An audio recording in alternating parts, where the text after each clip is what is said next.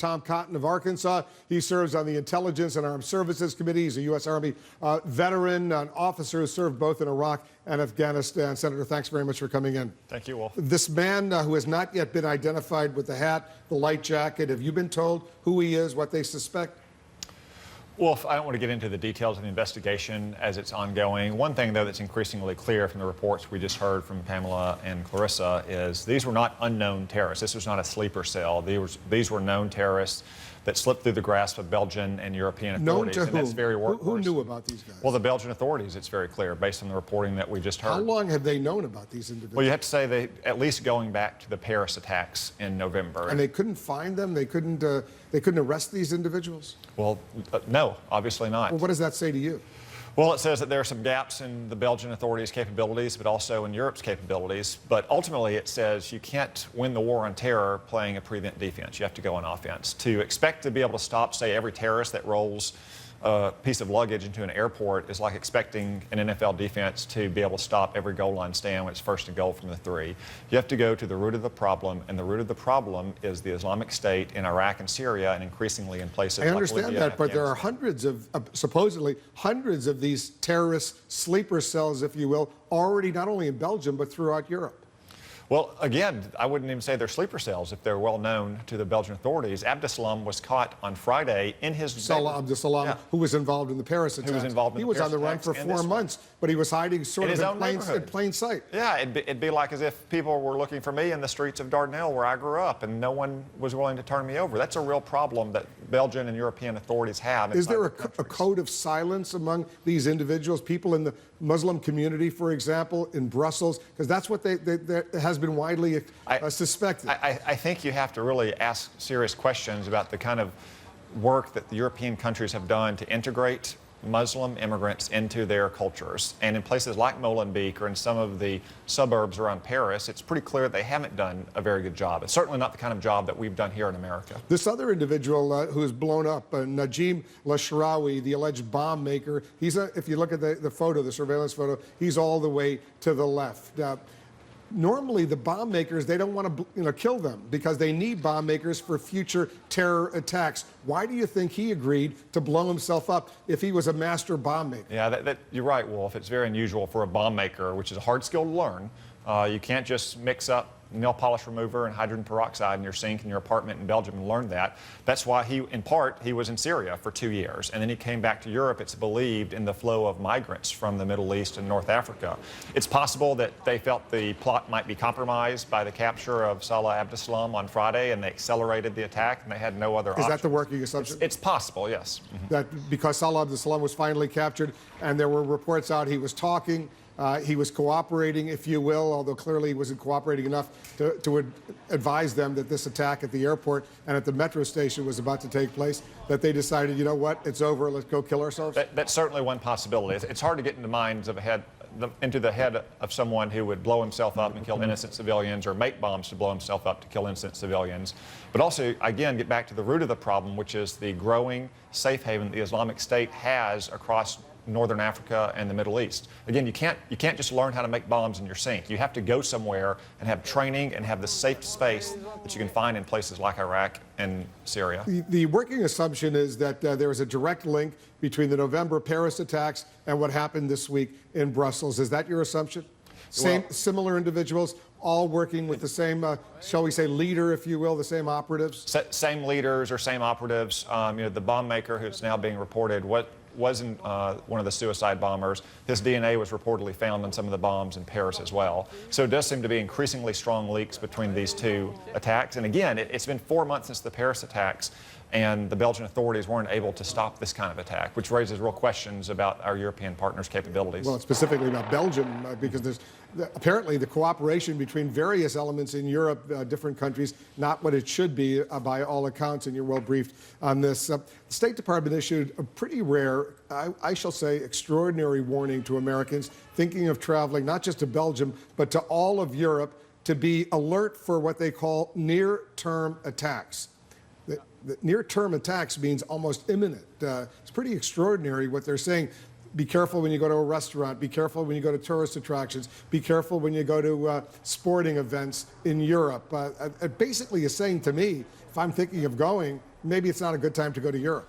I think all Americans should heed that warning. Now, as time progresses and the intelligence improves and we take stock of different countries, there may be more granular warnings. For instance, London and Dublin aren't in the visa-free travel zone, or Norway is a very small and relatively homogeneous country. So you might expect some finer gradations on this warning. But almost every country in Europe right now is facing a migrant crisis, many of whom some of whom have been involved in the attacks in Paris. But when they and say Brussels. near-term attacks, is there specific and credible information that there will be more attacks in the coming days and weeks that they know about, plots that are underway?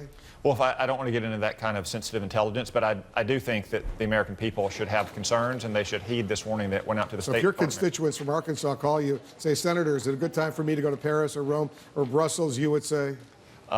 You might want to reconsider. If you do go, though, you want to heed the advice of the State Department and the local embassy about the safe places to go and times to go to those places. Stand by. We have more to discuss. I know you're well briefed on all of this. We'll take a quick break. Much more with Senator Cotton when we come back.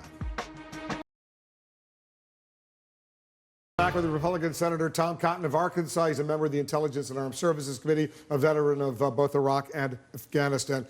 Salah Abdus-Salam, one of the terrorists who was involved in the Paris attacks, but apparently left his vest behind, ran away, escaped. He was on the run for 4 months, as we said earlier, hiding in plain sight in Brussels. He was picked up the other day. Supposedly, we've been told, he was going to be part of this new effort with these other individuals to blow up various places inside Brussels. So the question is, he is now under arrest. He's being questioned. Supposedly, he's cooperating.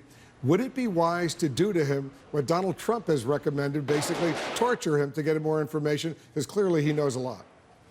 Well, Wolf, America doesn't torture. We never have tortured. It's a violation of our laws and of international norms. What as about well. waterboarding? Is that torture?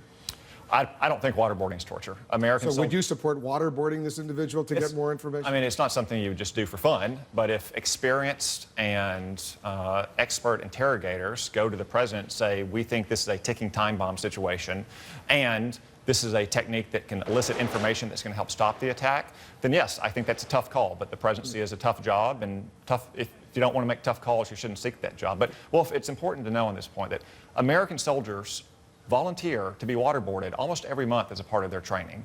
We don't torture our own personnel in our military, and nobody volunteers to undergo torture. Under the law now, it is considered torture, waterboarding. It could be changed. So techniques now are limited to the Army Field Manual, which is unfortunately widely available The online. military personnel, and you served in, never did waterboarding. That was left to civilians at the CIA. It was only done in the intelligence agencies in a very limited set of circumstances. The leadership of those agencies say that it did elicit useful information. Now, there is a practical debate. You could say that it may not be effective or it may be counterproductive, but I don't think you can say something that our soldiers volunteer to undergo is torture. Based on everything you know, did waterboarding of Khalid Sheikh Mohammed and others provide useful, valuable information? Well, senior CIA officials have said it did. You know, they were there, they were present, I was not. I trust their judgment.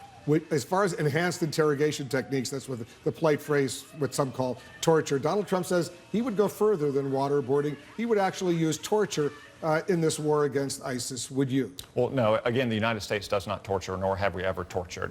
But there are techniques beyond just asking politely or asking through a lawyer that we can use, like sleep deprivation or like playing some loud music every now and then. Again, I don't think most Americans are going to object to those things, nor do I think that we should rule out of bounds techniques that our military personnel willingly volunteer to undergo in a situation like you saw here. On Friday morning, the Belgian authorities captured a terrorist operative. On Tuesday morning, his cohorts killed over 30 people in Belgium. If that happened in the United States, the American people would rightly ask a lot of tough questions about the kind of interrogation techniques that were used in that 96-hour period. And they want to know if more plots are in the works right now, and is this individual talking about them? And if not, what else can be done? And you're saying enhanced interrogation techniques might be useful.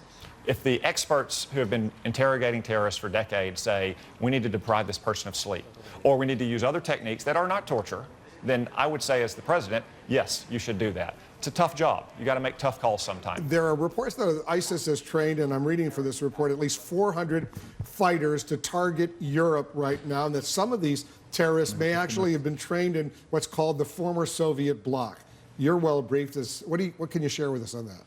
Well, the former Soviet bloc was run in large part by the KGB, so they're well trained in interrogation techniques and how to resist them. Unfortunately, as I mentioned, our interrogation techniques are now limited to what's in the Army Field Manual, and that's widely available online. But were some of these terrorists who are now at large plotting terrorist operations in Europe trained in the former Soviet bloc? If you mean by those countries. By countries, by individuals, countries in what once was the Soviet Union, and it's certainly possible that you had citizens of those countries receiving training either in those countries or in Syria and Iraq. That's certainly a possibility. I mean, there are a large number of citizens of almost every European country in the former, or in the West, and in the former Warsaw Pact nations. All right, well, let me move on and play this little clip. This is the President of the United States. He had very tough words for Senator Cruz today. I want to play this clip for you. As far as the notion of having surveillance of neighborhoods where Muslims are present, I just left a country that engages in that kind of neighborhood surveillance, which, by the way, the father of Senator Cruz escaped for America. The point being that Cruz has proposed law enforcement patrolling what he described as Muslim neighborhoods. The president says that's a bad idea. You say? Senator Cruz can speak for himself. I will say here in the United States, we've always done a better job of integrating immigrants from all around the world, to include immigrants from Muslim lands. And we have a high degree of cooperation and assistance from our Muslim citizens with law enforcement agencies like the FBI. We need to make sure that continues so those very communities aren't subject to radicalization attempts by the Islamic State. But I would say about Barack Obama, yesterday, in the middle of a terrorist attack, when we didn't know if an attack was stopped or not, when Americans were missing and maimed, he went to a baseball game in Havana with Raul Castro and did the wave and did an interview on ESPN wearing sunglasses, comparing himself to Big Papi. I like Big Papi as well, but he's the designated hitter for the Boston Red Sox. It's not his job to keep Americans safe. But if he were to cancel those activities, don't the terrorists win? No, he's the President of the United States. It is his job to help keep Americans safe. If other Americans are in Florida for spring training to take their kids to a baseball game, then they should go forward with that. The President should have simply gone to our embassy in Havana and made sure that every element of the United States government was working to assist the Belgian and European authorities to prevent a future attack. You were at a small meeting earlier this week with Donald Trump and some other Republican lawmakers. Were you impressed by what you heard from the Republican presidential frontrunner, and are you ready to endorse him? No, I'm not endorsing anyone in the race right now, Donald. You know, it was a private meeting. I don't want to characterize it. It wasn't much different, though, than much of what Mr. Trump has said in public. What do you think of his foreign policy views? What he said publicly, forget about what he told you privately. Well, like any of the candidates, I have my agreements and I have some disagreements as well. What's your biggest concern about him? Well, I think Donald has taken some positions on foreign policy that I would not go as far on. For example, he said that we're spending way too much on NATO. I don't think the problem is that the U.S. spends too much on NATO. I think the problem is that Europe doesn't spend enough. In the Cold War, it was a 50-50 divide. It's now a 70-30 divide. Rather than reducing our expenditures on NATO, which has been a great success over the last 70 years, we need to encourage Europe to spend enough on NATO to stop the kind of terrorist attacks that we've seen in Europe this week. And NATO should get more involved in this war against ISIS, too. They're not, as an organization, involved. Senator Cotton, thanks very much for coming in.